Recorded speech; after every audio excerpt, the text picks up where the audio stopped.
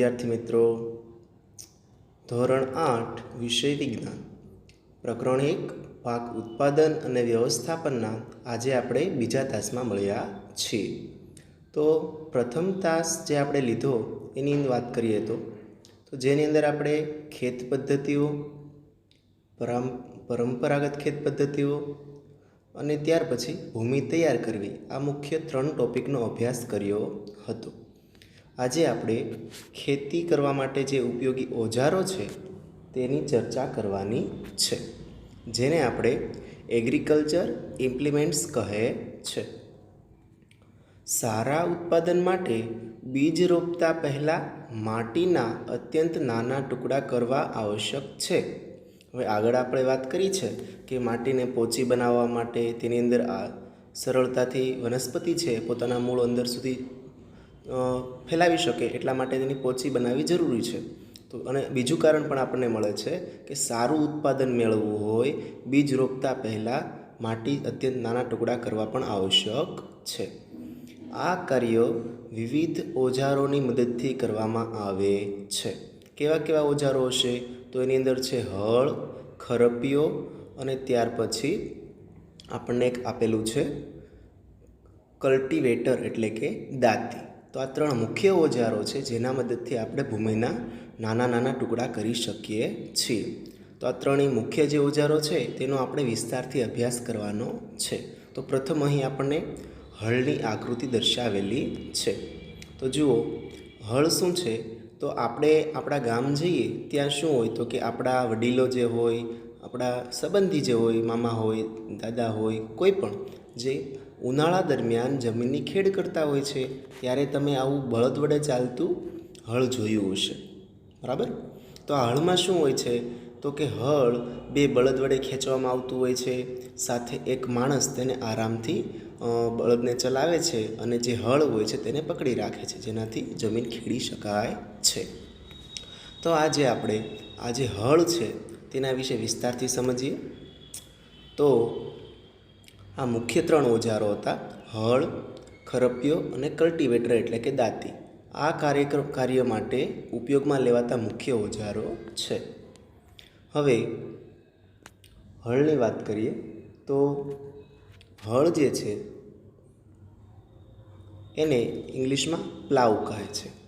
પ્રાચીન સમયથી જ હળનો ઉપયોગ જમીન ખેડ, ખાતર ભેળવવા માટે, નીંદણના નિકાલ માટે તેમજ માટીને ખોદવા માટે કરવામાં આવતો હતો। હવે પ્રથમ ઉપયોગ શું હતો તો કે જમીનને ખેડવા માટે, એ તો તમે જોયું હશે।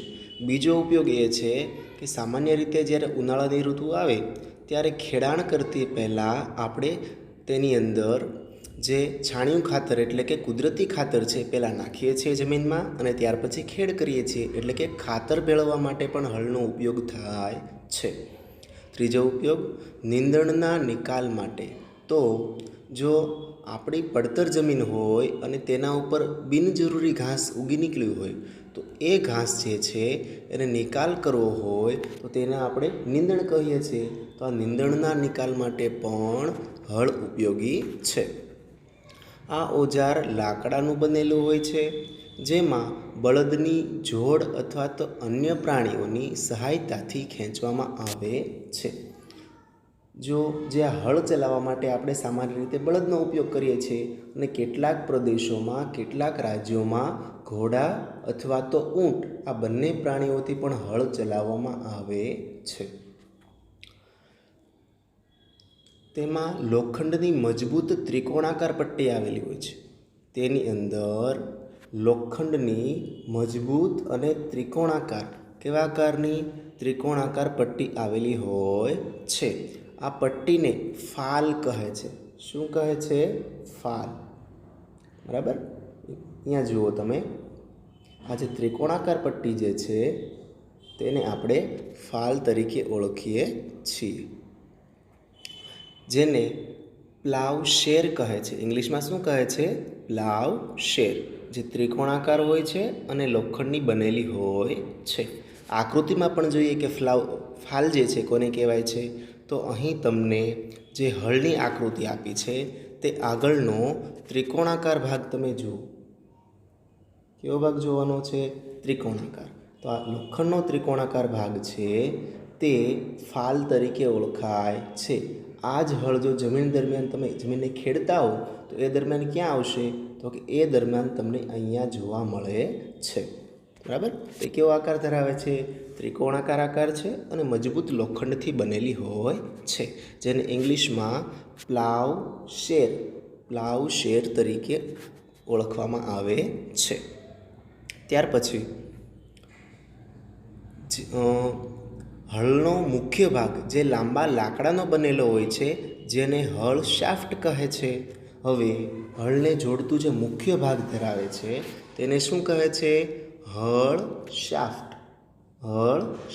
ઇંગ્લિશમાં કહે છે પ્લાવ શાફ્ટ. બરાબર? તો પ્લાવ શાફ્ટ ક્યાં છે એ પણ જોઈએ. તો અહીં તમે જે આ લાકડાનો ભાગ જોઈ રહ્યા છો, બરાબર, એ લાકડાના ભાગને શું કહે છે? હળ શાફ્ટ અથવા તો પ્લાવ શાફ્ટ. જે હળને આ જે બળદ છે એની સાથેના બીમ સાથે જોડે છે. બીમ એટલે કે જોત. બરાબર? એનાથી શું થાય? તો કે હળને ખેંચાણ બળ મળે. કોની મદદથી? બળદની મદદથી. તો જે લાકડાનું બનેલું હોય છે. ત્યારબાદ તેના એક છેડા પર હેન્ડલ હોય છે તથા બીજા છેડો મોટી ધરી જેવા ભાગ જોત સાથે જોડાયેલ હોય છે. હવે જે આપણે હળ શાફ્ટની વાત કરી છે, બરાબર, તો એમાં શું હોય? તો કે એક ભાગ જે છે એ બીમ સાથે જોડાયેલો હોય અને એક ભાગ છે એ હેન્ડલ ધરાવે છે. બરાબર? બીમ એટલે કે જોત ઉપર તમે જોઈ શકો છો. બરાબર?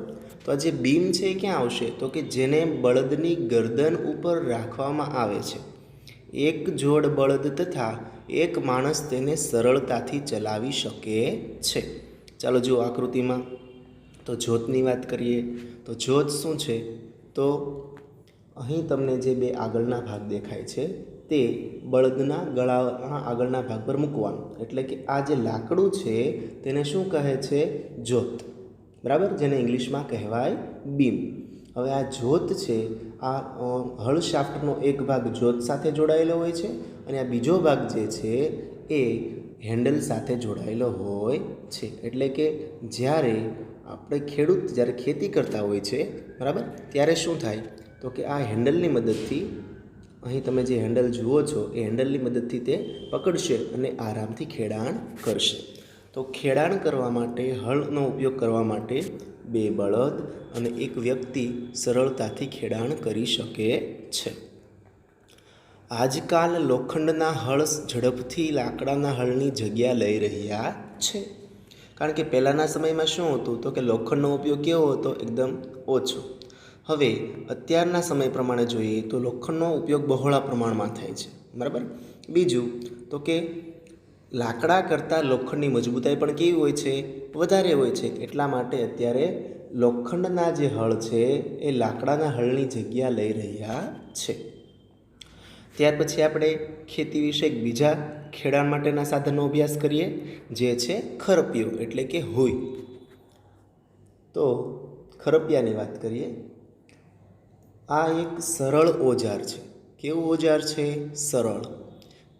જે નીંદણને દૂર કરવા માટે અને જમીનને પોચી કરવા માટે વપરાય છે.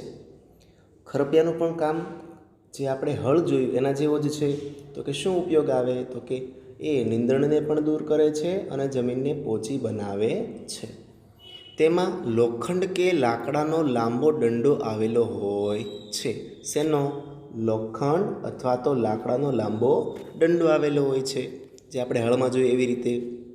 ત્યાર પછી આગળ જોઈએ. એક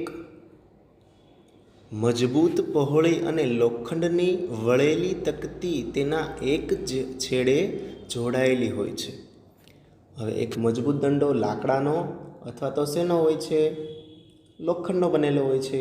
બીજું તો કે એક મજબૂત, પહોળી અને લોખંડની વળેલી તકતી હોય છે. મજબૂત, પહોળી, લોખંડની કેવી તકતી? વળેલી તકતી હોય છે. તો કે જે આ બ્લેડ જેવી તકતી છે એ બ્લેડની માફક કામ કરે છે. તેનો બીજો છેડો પ્રાણીઓ દ્વારા ખેંચવામાં આવે છે. જે આ બીમ છે ત્યાં કોણ હશે? પ્રાણીઓ. તો તમે અહીં ખરપિયાની આકૃતિ 1.1 ની અંદર જોઈ શકો છો. તો ખરપિયાની આકૃતિમાં જોઈએ તો એમાં એક વળેલી પ્લેટ છે જે મજબૂત હોય છે, લોખંડની બનેલી અને પહોળી હોય છે. બીજું, આ જે લાકડાની ધરી છે અથવા સળિયો એ લોખંડનો અથવા તો લાકડાનો બનેલો હોય છે. ત્યાર પછી આ જે બીમ છે એ બીમ શા ઉપયોગ આવશે તો કે ત્યાં બળદને આપણે જોતશું, બરાબર, એટલે કે જોત છે તે. અને ત્યારબાદ જે આ હેન્ડલ છે ત્યાં આપણે શું કરીશું તો કે ઉપરથી પકડ રાખીશું અને આપણે તેને દબાવીશું. તો આ જે ખરપિયો છે એ તમે કદાચ જોયો હશે ગામ, બરાબર. આ જે ખરપિયાનો ઉપયોગ શું થાય છે તો કે તે જમીનને પોચી બનાવે છે અને નીંદણ દૂર કરવા માટે ઉપયોગી છે. ત્યારબાદ આપણે ત્રીજું જે સાધન છે જે ખેડાણ માટે એટલે કે જમીનને પોચી કરવા માટે ઉપયોગી છે તેનો અભ્યાસ કરીએ. તે છે દાંતી. કોણ છે? દાંતી, જેને ઇંગ્લિશમાં કલ્ટિવેટર કહે છે. આ કલ્ટિવેટર તો હાલના સમયમાં બધે જોવા મળે છે, એટલે તમે તેનો તમારી આસપાસમાં પણ જોયા હશે, બરાબર. અથવા તો જ્યારે તમે ગામ જાઓ છો ત્યારે આજે ટ્રેક્ટર નામનું સાધન આવે છે, બરાબર, તેની પાછળ જોડાયેલું જોયું હશે. તો કલ્ટિવેટરની વાત કરીએ તો જેની આકૃતિ તમને બાજુમાં આપેલી છે. અહીં તમને આકૃતિમાં પણ આપેલી છે અને અહીં ટ્રેક્ટર સાથે જોડાઈને પણ આપેલી છે. પણ અહીં જે છે તે થોડીક નાની આકૃતિ છે એટલે સ્પષ્ટ નથી દેખાતી. એના માટે તમને બાજુમાં એક વિસ્તૃત આકૃતિ આપવામાં આવી છે. તો હવે આગળ જોઈએ દાંતી વિશે. આજના સમયમાં ખેતરની ખેડ ટ્રેક્ટર દ્વારા સંચાલિત દાંતી વડે કરવામાં આવે છે. તો આકૃતિમાં તમને ટ્રેક્ટર દેખાય છે, તેની પાછળ શું જોડવામાં આવેલું છે? દાંતી. તો આજના સમયમાં શું કરવામાં આવે છે તો બળદનો ઉપયોગ બને એટલો ઓછો કરવામાં આવે છે અને ટ્રેક્ટર જેવા સાધનની મદદથી આ કલ્ટિવેટર એટલે કે દાંતીનો ઉપયોગ વધારે કરવામાં આવે છે. કલ્ટિવેટરનો ઉપયોગથી શ્રમ તથા સમય બંનેની બચત થાય. કોની? શ્રમ તથા સમય. હવે એવું કેમ તો કે શ્રમ એટલે કે કાર્ય અને સમય એટલે કે આપણે જે કાર્ય કરવા માટે લાગે છે તે સમયગાળો. તો જો બળદથી આપણે ખેતી કરવી હોય, ખેડ કરવી હોય તો એક હળથી કેટલું ખેડી શકાય મહત્તમ એ તમે જાણો છો, બરાબર. તેની જગ્યાએ જો આપણે આ કલ્ટિવેટરનો ઉપયોગ કરીએ તો એક સાથે ઘણી બધી જગ્યામાં ખેડાણ થતું જાય છે અને ટ્રેક્ટરની ઝડપ બળદ કરતાં પણ વધારે હોય છે. તો માટે શું થશે? શ્રમ એટલે કાર્ય અને સમય બંનેની બચત થશે. તો સામાન્ય રીતે એક ટ્રેક્ટર ઓછા સમયમાં ઘણી બધી જમીન ખેડી શકે છે. તો અહીંયા આપણો સમય પણ બચે છે અને આપણું કાર્ય પણ ઝડપથી થાય છે. આકૃતિ 1.1cમાં ટ્રેક્ટર દ્વારા દોરાતી દાંતી આપેલ છે, જેની વિસ્તૃત આકૃતિ તમને બાજુમાં પણ આપવામાં આવી છે, જે કલ્ટિવેટર છે, બરાબર. ત્યાર પછી આગળ જોઈએ. અહીં આપણે કેટલા સાધનો જોયા? 3 સાધનો. એનો શું ઉપયોગ હતો તો કે જે માટી છે એને ઝીણા ઝીણા ટુકડા કરવા માટે આપણે તેનો ઉપયોગ કર્યો અથવા તો પોચી બનાવવા માટે. પ્રથમ હતું હળ, બીજું હતું ખરપિયો અને ત્રીજું હતું દાંતી. હવે જમીન તો તૈયાર થઈ ગઈ છે, બરાબર, પોચી પણ થઈ ગઈ છે, ઝીણા ઝીણા ટુકડા પણ થઈ ગયા. જમીન તૈયાર થઈ ગયા પછી શું કરીશું તો કે હવે તેની અંદર બીજ વાવવાનો સમય આવે છે. એટલે કે બીજ વાવવાની જે પ્રક્રિયા છે તેને આપણે શું કહીએ છીએ? વાવણી, બરાબર, એટલે કે સોવિંગ. ઇંગ્લિશમાં તેને કહીએ છીએ સોવિંગ. તો એની વાત કરીએ. વાવણી પાક ઉત્પાદનનો સૌથી મહત્ત્વનો તબક્કો છે. કેવો તબક્કો છે? મહત્ત્વનો. વાવણી પહેલાં સારી ગુણવત્તાવાળા, સ્વચ્છ અને તંદુરસ્ત બીજની પસંદગી કરવામાં આવે છે. કારણ કે જો બીજ સારી કક્ષાના, સારી ક્ષમતાવાળા નહીં હોય તો સારો પાક મળી શકે નહીં. એટલે વાવણીનો તબક્કો મહત્ત્વનો પણ છે અને તેની અંદર જે બીજ છે એ સારી ગુણવત્તાવાળા, સ્વચ્છ અને તંદુરસ્ત હોવા જરૂરી છે. ખેડૂત સારી ઉપજ પ્રાપ્ત કરવાવાળા બીજને પ્રાથમિકતા આપે છે. તો કે ખેડૂત કેવા બીજની ખરીદી કરશે તો કે જે બીજ સારા ઉપજ આપે. કેવી ઉપજ આપે? સારી. તેને શું આપે છે? પ્રાથમિકતા, એટલે કે તેને વધારે પ્રમાણમાં ખરીદી કરે છે. હવે અહીં પહેલીને કંઈક પ્રશ્ન આવે છે. શું? તો કે એક દિવસ મેં મારી મમ્મીને ચણાના કેટલાક દાણાને વાસણમાં રાખીને તેમાં કેટલુંક પાણી ઉમેરતા જોઈ. તેના મમ્મીને તેણે શું કર્યું? એક વાસણમાં ચણા નાખ્યા અને તેની અંદર પાણી ઉમેરતા જોયા છે. થોડી મિનિટ પછી કેટલાક બીજ પાણી ઉપર તરવા લાગ્યા. મને આશ્ચર્ય થયું કે કેટલાક બીજ પાણી ઉપર કેમ તરવા લાગ્યા. આવું તમે પણ જોયું હશે, તમારા મમ્મીને પણ આવું કાર્ય કરતાં નિહાળ્યા હશે. તો આવું કેમ બન્યું હશે? તો વિચારો બાળકો, શું થયું હશે? તો અહીં આપણને એ સમજવા મળે છે કે આ જે પહેલીનો જે પ્રશ્ન છે એને જોયેલી જે ક્રિયા છે એની અંદર, તો જ્યારે પાણીની અંદર બીજને થોડા સમય રાખવામાં આવે છે ત્યારે જે પોચા પડી ગયેલા અથવા તો ખરાબ થયેલા જે દાણા છે એ શું થાય છે? હળવા હોવાથી પાણીની ઉપર તરવા લાગે છે, બરાબર.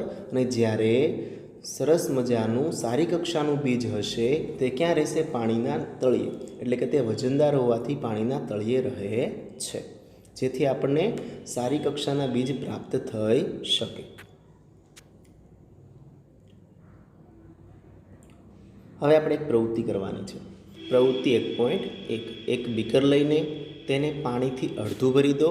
તેમાં એક મુઠ્ઠી ભરીને ઘઉંના દાણા નાખો અને તેને બરાબર હલાવો. કેટલાક સમય સુધી રાહ જુઓ. પ્રથમ જે પ્રવૃત્તિ આપેલી હતી તેની અંદર આપણે ચણાનો ઉપયોગ કર્યો છે, ત્યારે અહીંયા શું કરવાનું છે? તો કે એક બીકરની અંદર અડધું પાણી લેવાનું અને તેની અંદર એક મુઠ્ઠી જેટલા ઘઉંના દાણા નાખવાના છે. પછી બરાબર હલાવવાનું અને પછી શું કરવાનું? થોડા સમય સુધી રાહ જુઓ અને તેનું અવલોકન કરો. તો આગળ જેમ આપણે જોયું એ પ્રમાણે ત્યાં પરિણામ મળશે. કેટલાક પ્રશ્નો છે. પ્રથમ, શું કેટલાક બીજ પાણી ઉપર તરવા લાગ્યા? પ્રશ્ન પૂછ્યો. તો તમારો પ્રશ્નનો જવાબ શું હશે? હા, કેટલાક બીજ પાણી પર તરવા લાગ્યા.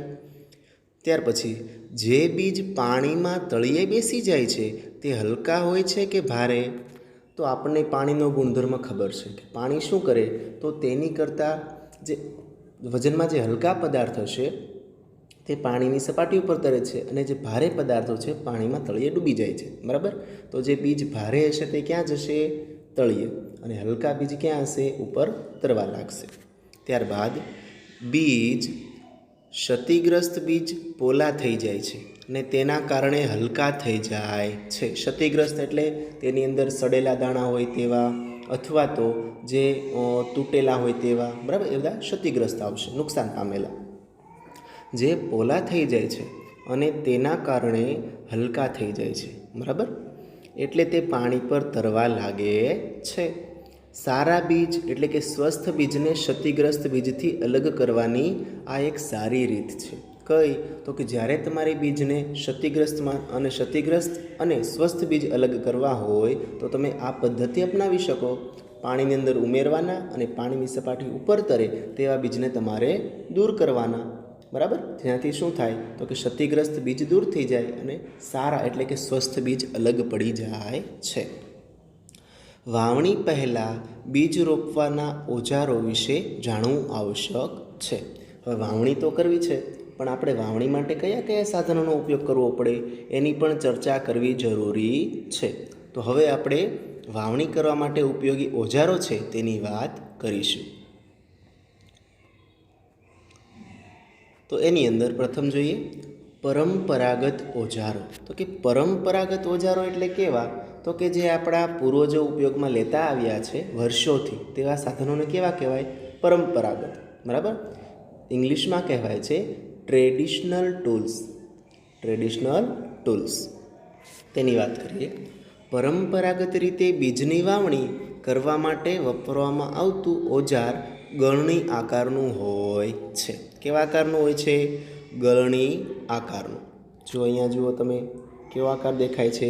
ગળણી આકાર, બરાબર. તો શું થાય? તો કે આ ગળણી આકારનું હોય છે. તો એ ગળણી આકારનું આખું જે સાધન હોય છે જેને આપણે વાવણીઓ તરીકે ઓળખીએ છીએ. શેના તરીકે? વાવણીઓ. જેની આકૃતિ જે છે તમને બાજુમાં ચિત્રમાં આપવામાં આવી છે. આકૃતિ 1.2 ની અંદર પણ દર્શાવવામાં આવ્યું છે. હવે બીજને ગળણીની અંદર નાખવાથી તે ધારદાર અણીવાળા છેડાયુક્ત 2 કે 3 પાઇપમાંથી પસાર થાય છે. આ છેડાઓ માટીમાં ખૂંપીને ત્યાં બીજનું સ્થાપન કરે છે. હવે મિત્રો, બાજુમાં તમને વાવણિયાની આકૃતિ મોટી આપી છે, બરાબર? તો ઉપર જે ગોળ ભાગ છે ગળણી જેવો, એની અંદર શું નાખવામાં આવે? બીજ, બરાબર? અહીં પણ તમે જુઓ, આ જે ગળણી જેવો ભાગ છે તેમાં પાછળ ઊભેલો ખેડૂત હાથ વડે બીજ નાખે છે. ત્યાર પછી શું થાય તો કે તેની સાથે જોડાયેલો જે પાઇપ અથવા તો નળી છે એ 3 હોય અથવા તો 2 હોય, બરાબર? એ પાઇપની મદદથી બીજ ક્યાં જશે? નીચે. અને જે આ લાકડાનું સાધન છે તેની સાથે જોડાયેલા દાંતી જે બીજને ક્યાં સુધી પહોંચાડે છે? જમીન સુધી, બરાબર? એવી રીતે શું કરવામાં આવે છે? વાવણિયાની મદદથી આપણે બીજ રોપી શકીએ છીએ. અહીં આપણને આકૃતિમાં સરસ ચિત્ર આપેલું છે, બરાબર? બીજ વાવણીની પરંપરાગત પદ્ધતિ. પરંપરાગત એટલે ટ્રેડિશનલ. હવે આપણે આધુનિક સાધનથી પરિચિત થઈએ. તો કે પહેલાંના સમયમાં તો આપણે વાવણિયાનો ઉપયોગ કરતા હતા, બરાબર? જે આપણે ગળણી આકારનો હોય છે તેનું. પણ અત્યારે શું એ સાધન વડે ખેતી શક્ય છે? હા વિદ્યાર્થી મિત્રો, એ સાધન વડે તમે ખેતી તો કરી શકો, વાવણી પણ કરી શકો, પણ તેની ઝડપ ઓછી હોવાના કારણે શું થાય છે? સમય વધારે લાગે છે. તો હવે આપણે આધુનિક સાધન તરફ જઈએ. અહીં તમને વાવણીઓ આપેલો છે, બરાબર? તો આ જે દાંતી જે છે એની સાથે ભૂંગળીઓ જોડવામાં આવે છે, એટલે કે પાઇપ, અને ઉપર શું હોય છે તો કે બીજ મૂકવા માટેની પેટી, જેનું ચિત્ર તમે બાજુમાં સરસ મજાનું જોઈ શકો છો, જે ટ્રેક્ટરની મદદથી ચલાવવામાં આવે છે. એની વાત કરીએ. વાવણીઓ સીડ ડ્રીલ, સીડ એટલે કે બીજ અને ડ્રીલ એટલે કે ખોદકામ થઈ અને અંદર બીજનું રોપાણ થવું. આજના જમાનામાં ટ્રેક્ટર દ્વારા સંચાલિત વાવણીઓ એટલે કે સીડ ડ્રીલનો ઉપયોગ થાય છે, બરાબર? આજે મોટા ભાગે આ જ સાધનનો ઉપયોગ થતો આવે છે. તેના દ્વારા બીજમાં સમાન અંતરે તેમજ ઊંડાઈ બની રહે છે. તો કે તેમાં શું થાય તો કે જે આ દાંતી છે એની વચ્ચેની જગ્યાઓ જે છે, બરાબર? એ જગ્યાઓ કેવી હોય છે? સમાન અંતરની હોય છે, બરાબર? તો તેનાથી શું થાય તો કે એક જ સરખા અંતરે બીજનું રોપાણ થાય છે, એટલે કે વધારાની જગ્યા રહેતી નથી. ત્યારબાદ સરખી ઊંડાઈ બીજ પહોંચે છે, બરાબર? હવે સુનિશ્ચિત કરવાનું છે કે રોપણી પછી બીજ માટી દ્વારા ઢંકાયેલું રહે. શું કરવું જોઈએ? જે આપણે વાવણી તો કરી દીધી, પછી બીજનું શું થવું જોઈએ તો કે માટીની નીચે ઢંકાયેલું એટલે કે દબાયેલું રહેવું જરૂરી છે. જો એવું નહીં થાય તો શું પ્રશ્ન આવશે તો કે એનાથી પક્ષીઓ દ્વારા બીજને થતું નુકસાન અટકાવી શકાય છે. જો ઉપર માટી વાળી દેવામાં આવે તો એ જે બીજ છે તેને પક્ષીઓ ખાઈ શકતા નથી અથવા તો તેને નુકસાન પહોંચાડી શકતા નથી. સીડ ડ્રીલ દ્વારા રોપણી કરવાથી સમય અને મહેનત બંનેનો બચાવ થાય છે, બરાબર? સમય પણ બચે છે અને મહેનત પણ બચી જાય છે. ઓછા સમયમાં વધારે વાવી શકાય. હવે બુજાભાઈને ફરી કંઈક પ્રશ્ન આવે છે. શું કહે છે તો કે મારી શાળા નજીક નર્સરી છે. મેં જોયું છે કે છોડને નાની નાની કોથળીઓમાં રાખેલા હોય છે. તેમને કોથળીઓમાં કેમ રાખેલા હોય છે? હવે પ્રથમ તો એ પ્રશ્ન છે આપણી પાસે કે નર્સરી, તો કે નર્સરી એટલે શું? બરાબર, આવો પ્રશ્ન આપણને થાય. તો કે નર્સરી જે છે જેનું ચિત્ર તમને બાજુમાં આપ્યું છે, ધ્યાનથી જુઓ. હવે એની અંદર નર્સરી જે છે એની અંદર દરેક વનસ્પતિઓના નાના નાના છોડનું રોપાણ કરવામાં આવે, બરાબર? બીજ ઉગાવીને છોડ બનાવવામાં આવે. તો શું થાય? જેને છોડની જરૂર હોય તે ખેડૂત મિત્રો અથવા કોઈ ગાર્ડનર જે છે, માળી છે, તે ત્યાં જશે અને ત્યાંથી જે જરૂરી છોડ હોય તે ખરીદી શકે. એટલે કે નર્સરીની અંદર સારા પ્રમાણમાં અલગ અલગ પ્રકારના છોડ તમે મેળવી શકો છો. તો હવે આ નાની નાની કોથળીમાં શું હતું તો કે નાની નાની કોથળીઓની અંદર માટી ભરવામાં આવે, તેની અંદર બીજનું રોપાણ કરવામાં આવે અને છોડનો વિકાસ કરવામાં આવે, જેથી શું થાય? આપણે જે છોડની જરૂર હોય તેવા છોડ ત્યાંથી આપણને પ્રાપ્ત થઈ શકે. ધાન્ય જેવા કેટલાક છોડના બીજને પહેલાં નર્સરીમાં ઉગાડવામાં આવે છે. છોડ તૈયાર થઈ જાય ત્યારે તેને મનુષ્ય દ્વારા ખેતરમાં રોપવામાં આવે છે. કેટલાક જંગલના વૃક્ષો તેમજ પુષ્પીય વનસ્પતિઓને પણ નર્સરીમાં ઉગાડવામાં આવે છે. પ્રથમ કેવા પાક? તો કે ધાન્ય પાક. બરાબર, ધાન્ય પાક છે તે ક્યાં ઉગાડવામાં આવે છે? નર્સરીમાં. બીજું, મનુષ્યો દ્વારા જ્યારે આ છોડનો જરૂર પડે ત્યારે ખેતીવાડીમાં ઉપયોગ કરવા માટે શું કરવામાં આવે છે? રોપવામાં આવે છે. ત્યાર પછી જંગલના વૃક્ષો તેમજ પુષ્પ, આ બધા જ છે એ વનસ્પતિને ક્યાં ઉગાડવામાં આવે છે? નર્સરીમાં. બરાબર. તો આપણે આવા છોડની જરૂર હોય, ફૂલ છોડ, બરાબર, ફળફળાદીના છોડ, તો આપણને ક્યાં મળી રહેશે? આપણી આસપાસ રહેલી નર્સરીની અંદર. બે છોડની વચ્ચે થતી ગીચતાને રોકવા માટે બીજની વચ્ચે આવશ્યક અંતર હોવું અત્યંત મહત્ત્વપૂર્ણ છે. તો કે બે છોડ વચ્ચેનું જે અંતર હોવું જોઈએ તે છોડ વચ્ચેનું અંતર આવશ્યક રહેવું જોઈએ. કારણ કે શું થાય? તો કે પૂરતા પ્રમાણમાં તેને ખાતર મળી રહે, પૂરતા પ્રમાણમાં તેને માટીનું પ્રમાણ મળી રહે, પૂરતા પ્રમાણમાં તેને પ્રકાશ મળી રહે, એ માટે તેની વચ્ચે અંતર હોવું જરૂરી છે. તો કે આનો ફાયદો શું થશે? તો કે એનાથી છોડને સૂર્યનો પ્રકાશ, પોષક તત્વો તેમજ પાણી પૂરતા પ્રમાણમાં પ્રાપ્ત થાય છે. અત્યંત ગીચતાપણું રોકવા માટે કેટલાક છોડને દૂર કરવામાં આવે છે. એટલે કે શું કરવામાં આવે? તો કે વધારે માત્રામાં છોડનું રોપણ થઈ ગયું હોય અથવા તો ઉગી નીકળ્યા હોય તો એમાંથી આસપાસના જે વધારાના છોડ છે તેને ત્યાંથી ખેંચી કાઢવાના અને દૂર કરવાના. ત્યાર પછીનો ટોપિક છે કુદરતી અને કૃત્રિમ ખાતર. કેવું ખાતર? કુદરતી અને કૃત્રિમ ખાતર. તો એની વાત કરીએ. Adding manure and fertiliser. Adding એટલે ઉમેરવું, મેન્યુર એટલે કુદરતી અને ફર્ટિલાઇઝર્સ એટલે ખાતર. પણ કેવું ખાતર? કૃત્રિમ ખાતર. હવે કૃત્રિમ ખાતર અને કુદરતી ખાતરની વાત કરીએ તો વનસ્પતિના તંદુરસ્ત વિકાસ માટે પોષક દ્રવ્ય સ્વરૂપે જે પદાર્થોને માટીમાં ઉમેરવામાં આવે છે તેને કુદરતી ખાતર અને કૃત્રિમ ખાતર કહે છે. કોની તંદુરસ્તી માટે? વનસ્પતિની તંદુરસ્તી માટે અને વિકાસ માટે. બરાબર, તંદુરસ્ત વિકાસ માટે શું ઉમેરવામાં આવે છે? પોષક દ્રવ્યો. તો આ પોષક દ્રવ્યો આપણે બહારથી ઉમેરીએ છીએ તો એ બે પ્રકારના હોય છે. એક કુદરતી ખાતર એટલે કે મેન્યુર અને બીજું કૃત્રિમ ખાતર એટલે કે ફર્ટિલાઇઝર. બરાબર.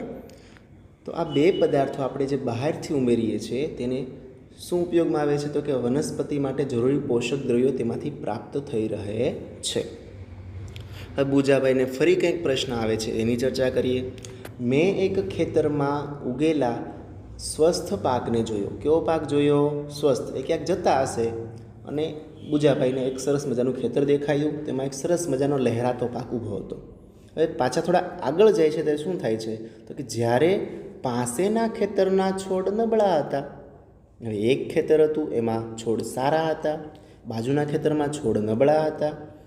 ત્યાર પછી કેટલાક છોડ અન્ય છોડની સરખામણીમાં વધારે સારી રીતે કેવી રીતે ઉગી શકે? આવો પ્રશ્ન તેના મનમાં થયો.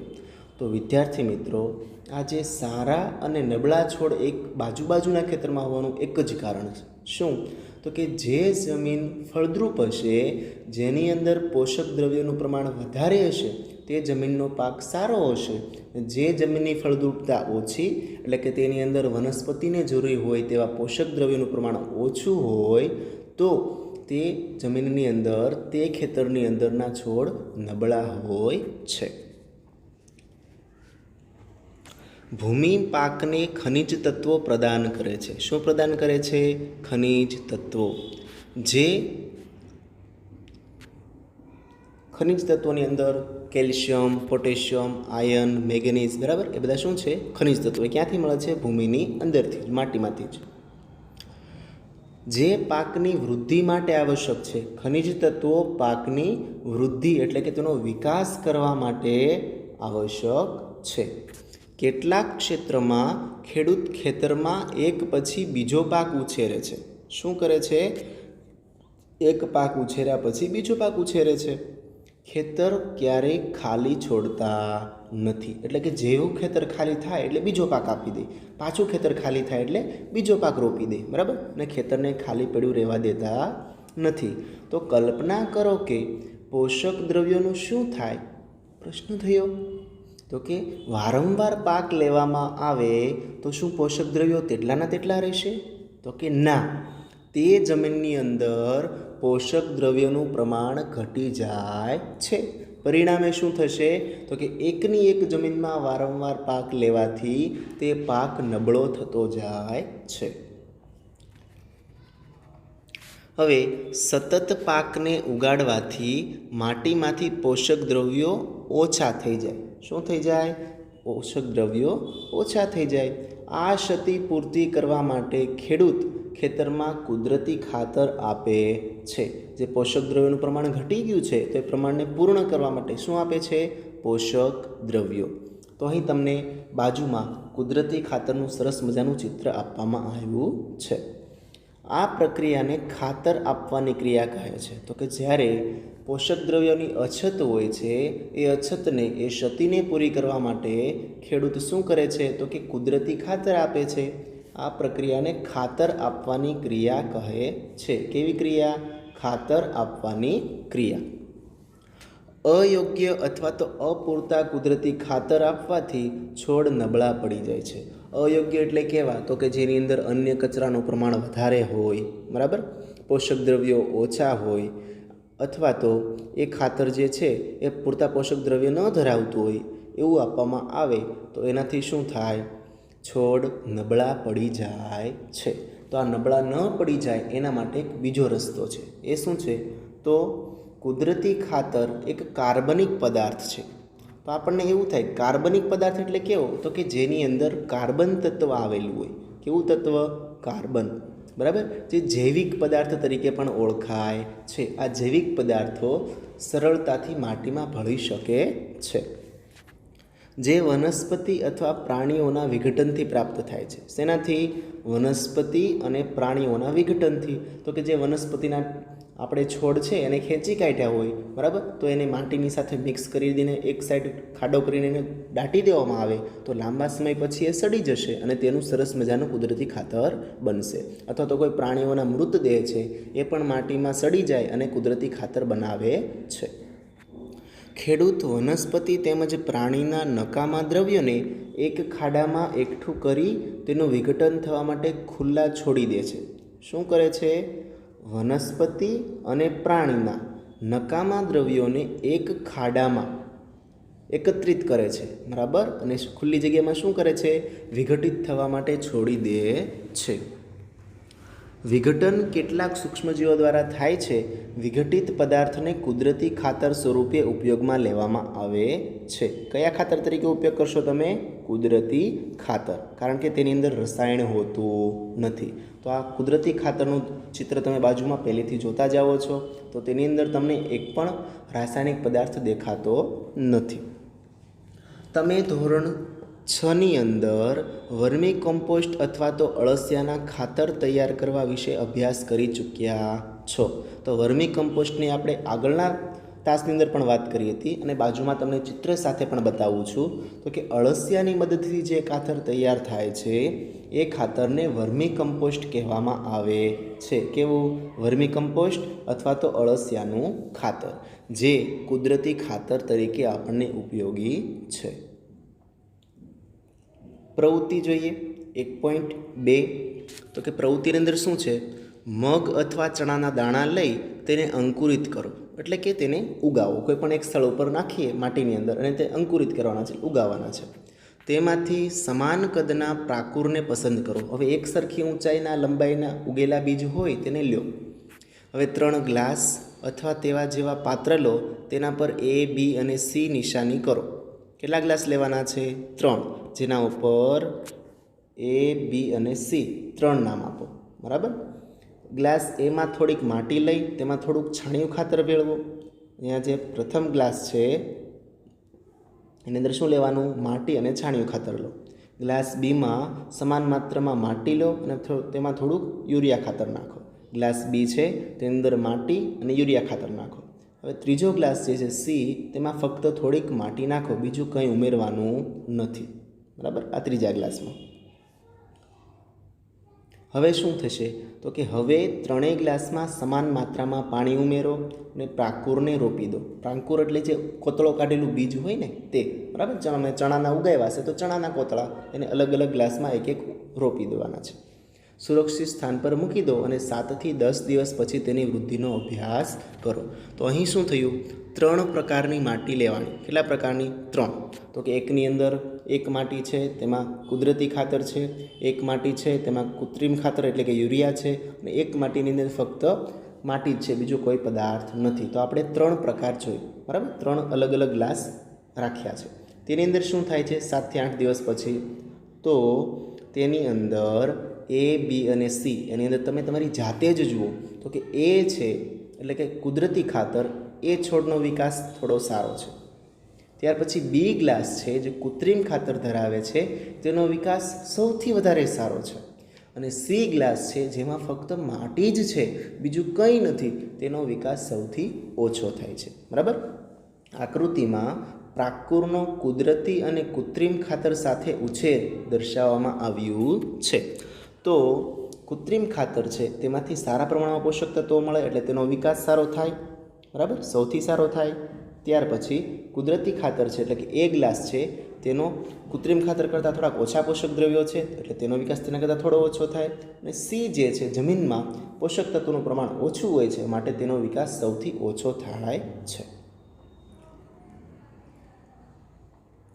શું ત્રણેય ગ્લાસમાં છોડની વૃદ્ધિની માત્રા એક સમાન છે? તો કે ના, ત્રણેય છોડ એક સરખા વિકાસ પામતા નથી. કયા ગ્લાસમાં છોડની વૃદ્ધિ સારી છે? ચાલો કહો જી. એ, બી કે સી? કયા ગ્લાસમાં વૃદ્ધિ સારી છે? બી.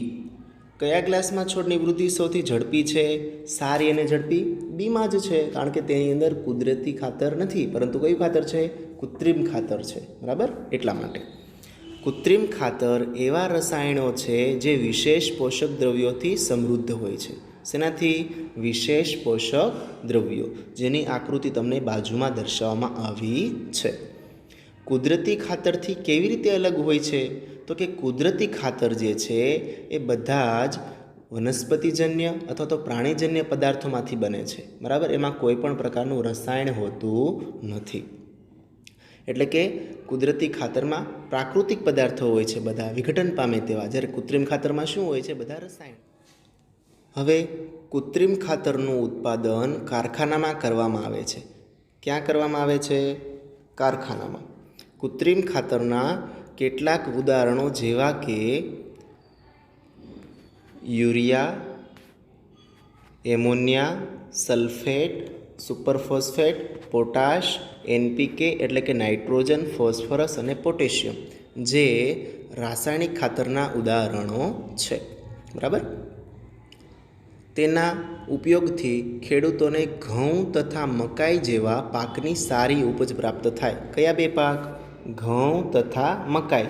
જો રાસાયણિક પદાર્થનો ઉપયોગ કરીએ, રાસાયણિક ખાતરનો ઉપયોગ કરીએ તો આ બે પાક સારા પ્રમાણમાં ઉત્પાદિત કરી શકાય છે. પરંતુ કૃત્રિમ ખાતરના અત્યંત વધારે ઉપયોગથી જમીનની ફળદ્રુપતામાં ઘટાડો થાય. જો બહુ વિકટ પ્રશ્ન છે. અત્યારે તો તમને સારો પાક મળે છે કૃત્રિમ ખાતર નાખવાથી, પરંતુ પછી શું થશે? જમીનની ફળદ્રુપતામાં ઘટાડો થાય. જમીનની ફળદ્રુપતામાં ઘટાડો થાય છે. જળ પ્રદૂષણનો પણ સ્ત્રોત છે. શું થાય? પાણીનું પણ પ્રદૂષણ થાય છે. જુઓ, એટલે કે જમીનની ફળદ્રુપતા બનાવી રાખવા માટે આપણે કૃત્રિમ ખાતરના સ્થાને કુદરતી ખાતરનો ઉપયોગ કરવો જોઈએ. કેવા ખાતરનો? કુદરતી ખાતરનો. અથવા તો 2 વખત પાક લો, તેની વચ્ચે ખેતરને કેટલાક સમય સુધી કંઈ પણ વાવ્યા વગર ખાલી રાખવું જોઈએ. જો વર્ષ દરમિયાન આપણે 2 પાક લેતા હોઈએ તો 2 પાક લીધા પછી તેને થોડો સમય ખુલ્લો છોડી દેવામાં આવે માટીને, બરાબર. શા માટે? તો કે તેની અંદર પોષક તત્વોનું પ્રમાણ વધે. જો સતત તમે પાક લીધા જ કરો તો પોષક દ્રવ્યોનું પ્રમાણ ઘટી જાય. કુદરતી ખાતરનો ઉપયોગથી જમીનના બંધારણ તેમજ જળ સંગ્રહ ક્ષમતામાં વધારો થાય. તો કે શું થાય? તો કે કુદરતી ખાતર છે તેની અંદર રહેલા પોષક દ્રવ્યો જમીનનું બંધારણ સુધારે છે અને તેની પાણીની પકડી રાખવાની ક્ષમતામાં વધારો કરે છે. જમીનમાં બધા જ પોષક તત્વોની પૂર્તિ થાય છે. શેની પૂર્તિ થાય છે? પોષક તત્વો. જમીનમાં પોષક દ્રવ્યોની પૂર્તિ માટેની અન્ય એક રીત છે પાકની ફેરબદલી. તો ફેરબદલી એટલે શું? તો કે તમે ખરીફ પાક એટલે ચોમાસામાં પણ જે પાક લો એના કરતાં અલગ પાક તમારે શિયાળામાં લેવાનો એટલે કે રવિ પાક લેવાનો. તો બંને પાક જો તમે અદલ બદલ કરો, એકનો એક પાક ન લો તો જમીનની ફળદ્રુપતા વધે છે. તેમાં એક પાકને ઉછેર્યા બાદ ખેતરમાં બીજા અન્ય પાકને વારાફરતી ઉછેર કરવામાં આવે. જેમ કે તમે જો ચોમાસા દરમિયાન મગફળીનું ઉત્પાદન કર્યું હોય તો શિયાળા દરમિયાન તમે શું કરીશો? તેમાં ઘઉંનું ઉત્પાદન કરશો, ડુંગળીનું ઉત્પાદન કરશો. એટલે કે અલગ અલગ પાક જો તમે બંને ઋતુમાં લ્યો તો શું થાય? પાકની ફેરબદલી કરી કહેવાય. બરાબર. બીજા અન્ય પ્રકારના પાકનો વારાફરતી ઉછેર કરવામાં આવે છે. પહેલાં ઉત્તર ભારતના ખેડૂતો કઠોળને એક ઋતુમાં ઉગાડતા હતા. ક્યાંના ખેડૂતો? ઉત્તર ભારતના. શું ઉગાડતા હતા? કઠોળ એક ઋતુમાં. બરાબર. બીજી ઋતુમાં હવે જે બીજી ઋતુ આવશે ત્યારે તે શું ઉગાડે છે? ઘઉં. તો તેનાથી શું થાય? તો કે ઘઉંનો પાક સારો પ્રાપ્ત થાય છે. હવે આ પાકની ફેરબદલી કરવાથી ઘણા બધા ફાયદા થાય. બરાબર. એક તો પોષક તત્વો જળવાઈ રહે અને પાકનું ઉત્પાદન પણ સારું થાય. તેનાથી જમીનમાં નાઇટ્રોજનની પૂર્તતા થઈ હતી. શેની પૂર્તતા? નાઇટ્રોજન. તો કે આવું કેમ થયું હશે? તો કે જે કઠોળ વર્ગ છે તેનો પાક પ્રથમ લીધો ને ઉત્તર ભારતના ખેડૂતોએ, તો એનું એક વૈજ્ઞાનિક કારણ છે. તો કે કઠોળ જે વનસ્પતિ હોય એ કઠોળ અને મગફળી તેના મૂળની અંદર રાઇઝોબિયમ નામના બેક્ટેરિયા હોય છે. કેવા બેક્ટેરિયા? રાઇઝોબિયમ, જે નાઇટ્રોજનનું સ્થાપન કરે છે, જેની આકૃતિ તમને બાજુમાં દર્શાવી છે. હવે ખેડૂતો જે નાઇટ્રોજનની પૂર્તતા થઈ ગઈ હતી. બરાબર. ખેડૂતોને આ પદ્ધતિ સ્વીકારવા માટે પ્રોત્સાહિત કરવામાં આવે છે, એટલે કે તેઓને ઉત્સાહ વધારવામાં આવે છે. અગાઉના ધોરણમાં તમે રાઇઝોબિયમ બેક્ટેરિયા વિશે અભ્યાસ કરી ચૂક્યા છો, કે જેમાં શિંબી કુળની વનસ્પતિના મૂળની મૂળ ગંડિકાઓમાં જોવા મળે છે. તો કે શિંબી કુળની વનસ્પતિઓ કઈ કઈ હોય? તો કે કઠોળ વર્ગમાં આવતી તમામ વનસ્પતિ અને મગફળી જે શિંબી કુળની વનસ્પતિ તરીકે ઓળખાય છે. આની મૂળ ગંડિકા જે હોય એની અંદર કયા બેક્ટેરિયા આવેલા છે? Rhizobium bacteria. તેઓ વાતાવરણમાંથી, બરાબર, જો રાઇઝોબિયમ બેક્ટેરિયા છે અને કઈ કુળ? શિંબી કુળ. યાદ રાખવાનું છે. વાતાવરણમાંથી તેઓ નાઇટ્રોજનનું જમીનમાં સ્થાપન કરે છે. એટલે કે વાતાવરણમાંથી નાઇટ્રોજન શોષે છે અને જમીનની અંદર તેનું સ્થાપન કરે છે. એટલે કે ખેડૂતના સારા એવા મિત્ર બની રહે છે. કોણ? Rhizobium bacteria. હવે કુદરતી ખાતર અને કૃત્રિમ ખાતર વચ્ચેનો તફાવત સમજીએ. તો કૃત્રિમ ખાતર અને કુદરતી ખાતર. કૃત્રિમ ખાતર એક માનવ નિર્મિત અકાર્બનિક ક્ષાર છે.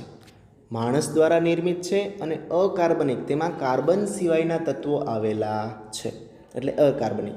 કુદરતી ખાતર એક પ્રાકૃતિક પદાર્થ છે જે છાણ તેમજ વનસ્પતિના અવશેષોના વિઘટનથી પ્રાપ્ત થાય છે, જે આપણે આગળ પણ વાત કરી છે. બરાબર. છાણ તેમજ વનસ્પતિના અવશેષો એટલે કે ટુકડાઓમાંથી. બીજો મુદ્દો, કૃત્રિમ ખાતરનું નિર્માણ કારખાનામાં થાય છે, જ્યારે કુદરતી ખાતર ખેતરમાં બનાવી શકાય છે. બરાબર. જમીનની અંદર વનસ્પતિના ટુકડાઓને, પ્રાણીઓના મળમૂત્રને દાટી દેવામાં આવે તો કુદરતી ખાતર બને છે. ત્રીજો મુદ્દો, કૃત્રિમ ખાતરથી જમીનની સેન્દ્રિય પદાર્થો પ્રાપ્ત થતા નથી. જે જરૂરી એવા પોષક દ્રવ્યો છે, સેન્દ્રિય પદાર્થો પ્રાપ્ત થતા નથી. કુદરતી ખાતરથી જમીનને ભરપૂર માત્રામાં સેન્દ્રિય પદાર્થો, સડતા કાર્બનિક પદાર્થો પ્રાપ્ત થાય છે. કુદરતી ખાતરમાં સેન્દ્રિય પદાર્થો છે ત્યારે કૃત્રિમ ખાતરમાં નથી. ચોથો મુદ્દો, કૃત્રિમ ખાતરમાં વનસ્પતિ માટે જરૂરી પોષક દ્રવ્યો જેવા કે નાઇટ્રોજન, ફોસ્ફરસ અને પોટેશિયમ ભરપૂર પ્રમાણમાં હોય છે. કૃત્રિમ ખાતરમાં આ જે અકાર્બનિક પદાર્થો જેવા કે નાઇટ્રોજન, ફોસ્ફરસ અને પોટેશિયમ કેવા હોય છે? ભરપૂર માત્રામાં. જ્યારે કુદરતી ખાતર જે છે તેમાં વનસ્પતિ માટે જરૂરી પોષક દ્રવ્યો તુલનાત્મક રીતે ઓછા હોય છે. કૃત્રિમ ખાતર કરતાં કુદરતી ખાતરમાં પોષક તત્વો કેવા હોય છે? ઓછા. કોષ્ટક 1.1ની અંદર આપણે કુદરતી ખાતર અને કૃત્રિમ ખાતર વચ્ચે ભેદ એટલે કે તફાવત જોયું. હવે આપણે કુદરતી ખાતરના ફાયદા જોઈએ. શું જોવાનું છે? કુદરતી ખાતરના ફાયદા, એડવાન્ટેજ ઓફ મેન્યુર એટલે કે તેના ફાયદાઓ. જૈવિક ખાતરને કૃત્રિમ ખાતરની તુલનામાં વધારે સારું ગણવામાં આવે છે, જેના મુખ્ય 4 કારણો છે. પહેલું, તેનાથી જમીનની જલધારણ ક્ષમતામાં વધારો થાય, પાણીને પકડી રાખવાની ક્ષમતા વધારે હોય છે. બીજું, તેનાથી જમીનની ફળદ્રુપ છિદ્રાળુ થઈ જાય છે, જેનાથી વાયુ વિનિમય થાય. છિદ્રાળુ એટલે અંદર ઝીણા ઝીણા છેદ ઉત્પન્ન થાય છે, કાણા પડશે બરાબર જમીનમાં, એટલે કે જમીન પોચી બનશે, જેનાથી હવાની અવર જવર થશે. ત્રીજું, તે ફાયદાકારક સૂક્ષ્મજીવોમાં વધારો કરે છે. કેવા સૂક્ષ્મજીવોમાં? ફાયદાકારક. અને ચોથું, જમીનના બંધારણમાં સુધારો કરે છે. તો વિદ્યાર્થી મિત્રો, કુદરતી ખાતર કૃત્રિમ ખાતર કરતાં અનેક રીતે આપણને ઉપયોગી છે. તો અહીં આપણે આ કુદરતી ખાતરના ફાયદા સુધી આજનો તાસ રાખીએ છીએ. આગળના તાસમાં સિંચાઈનો અભ્યાસ કરીશું. બરાબર? તો આ પાઠ સરસ મજાની રીતે વાંચવાનો છે અને સમજવાનો છે, અને ત્યારબાદ સ્વાધ્યાયના આપેલો પ્રશ્નનો તમારે અભ્યાસ કરવાનો અને ત્યારબાદ પાકી નોટમાં લખવાના રહેશે. જય ભારત, જય હિન્દ.